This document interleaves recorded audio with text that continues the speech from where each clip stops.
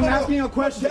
I am not saying a statement. I'm asking you a question. Do you want my mother and my father to be deported? What I am saying is, do you want my little sister to be separated? A protester getting into a shouting match with a key Trump supporter today as Donald Trump continues to reach out to African Americans and Hispanics. The pastor at the center of this storm is here. Welcome, everyone. I'm Stuart Varney in for Neil Cavuto, and this is Your World. Pastor Mark Burns confronted by a group of angry protesters outside Trump Tower in New York City today. One protester claiming to be an undocumented immigrant getting right into the pastor's face. Roll that tape.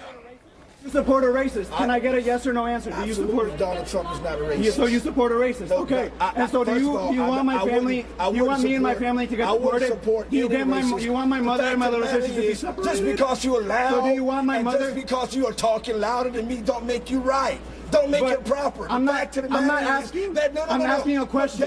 I am not saying a statement. I'm asking you a question. Do you want my mother and my father to be deported? What I am saying is, do you want my little sister to be separated from my mother? But do you want my mother and my father to be deported? Trump is not a racist. But do you want my mother and my father to be deported? Do you want to continue to lie and wrong characteristics of a person? Do you answer the question? Answer the question. Answer the question. Pastor Burns standing his ground, and he joins me now. Pastor, welcome to the program. Happy to be here, Stuart. He was right in your face. He knew who you were. Does this kind of thing happen a lot? Well, you know, I want to say it happens a lot, but people do know who I am across this country because I stand for righteousness. I stand for unity. And right now in this political climate, it's almost in reference to the Democrats and the liberal Democratic Party, it's almost wrong to be proud to be an American. And you were on your way into the meeting with Mr. Trump and Hispanic and black leaders in Trump Tower, and he confronted you at that point. He did. He did. Now, Hillary Clinton says that Donald Trump has ties to the KKK. I want you to listen to how Mr. Trump responded to that charge from Hillary Clinton. Roll that tape.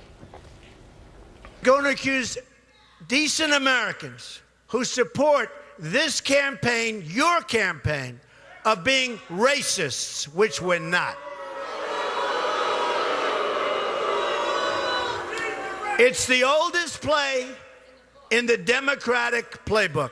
Did you hear something similar inside the meeting in Trump Tower today? Well, the meeting today was a powerful meeting, first of all, to see so many Hispanic and African-American leaders coming together to in a unified front to continue to echo issues that are plaguing the minority communities, African-Americans and Hispanic communities. One is education, two is jobs. And the center of this meeting was to continue to be a sounding board to Mr. Trump, who was taking notes. How did they respond to it? How did the people at the meeting respond to Mr. Trump? Very positive. I mean, it was absolutely a unified front to see these young men and women, African Americans and Hispanics, voicing their opinions and giving up solutions for Mr. Trump to continue to echo unification within this country and to deal with our issues. He has been criticized for making that presentation, that message, to a largely white audience.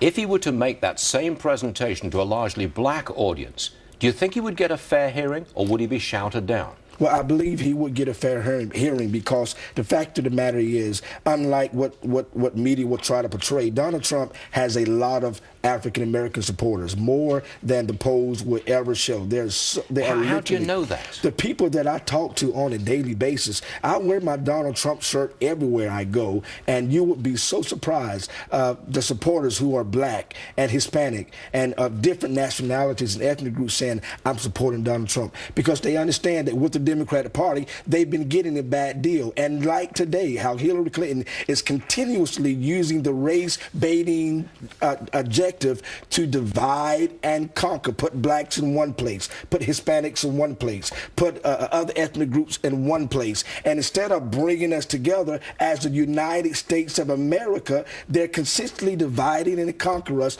getting us to focus on the color of our skins and not the color of the red, white, and the blue of America. Hillary Clinton says Donald Trump Trump is a racist. That's preposterous. But that's what that young man said to you in that confrontation today in New York. Well, your answer? My answer to him was, in order for us to have a real dialogue, we got to first begin a conversation based off of facts. Okay, the moment you open up your conversation on erroneous information like Donald Trump is a racist, then our conversation has already died, and it has no merit, because you're not introducing the conversation based on facts. Pastor Mark Burns, thanks very much for joining us, sir. We appreciate it. Thank Always. you. All right.